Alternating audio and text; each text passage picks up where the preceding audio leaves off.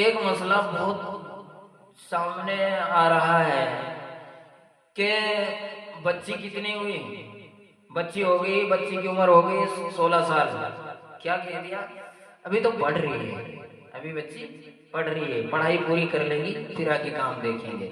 اگلا ہو گیا 18 سال کی ہوگی پوری، 18 سال میں باپ کے ذہن میں ابھی تو 12ویں کی مارک شیٹ وغیرہ لینی ہے، مارک شیٹ مل جائے گی پھر اگلے سال دیکھیں گے۔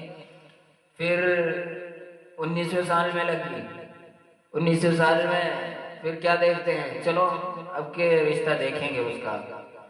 19واں سال بھی چلا گیا، اب ہو گئی کتنے کی، کتنے کی 20 سال کی ہو گئی، 20 سال کی ہو گئی، رشتہ دیکھنے کے لیے گئے، گھر نہیں پسند آیا، چلو دیکھیں گے۔ اب اس سے آگے 21 سال کی ہو گئی، 21 سال میں رشتہ دیکھنے کے لیے گئے تو دیکھتے ہیں بھائی لڑکا اچھا سا ہونا چاہیے، لڑکا کمانے والا ہو، بزنس مین ہو، تو ملازم وغیرہ یہ نہیں چلتا۔ کتنے سال ہو گئے اس لڑکی کے، 23 سال ہو گئے۔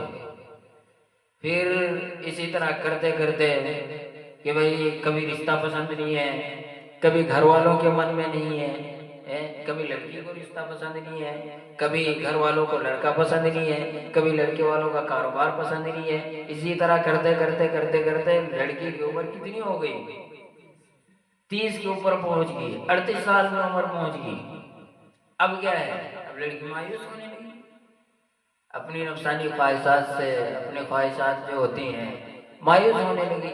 پھر کیا نتیجہ نکلتا ہے کہ ایک رشتہ آیا ہے 60 سال کا۔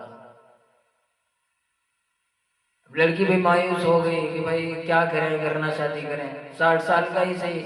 تو میں یہ درخواست کرتا ہوں ماں باپوں سے کہ خدا را اپنی بچیوں کا رشتہ جلد از جلد کرنے کی کوشش کریں۔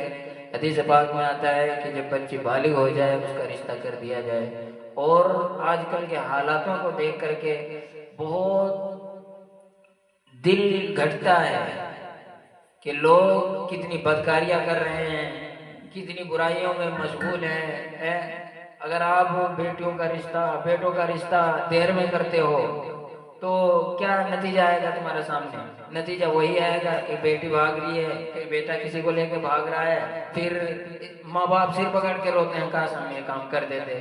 تو اسی لیے میں ماں باپ سے درخواست کرتا ہوں کہ اپنے بچوں پہ دھیان دیں، اور جتنی جلدی ہو سکے، حالات کے اعتبار سے حالات بہت نازک چل رہے ہیں تو ان کا رشتہ کروا دیا جائے، بدکاری سے بچ جائیں گے، جی گناہوں سے بچ جائیں گے، بہت ساری آفتوں سے بچ جائیں گے۔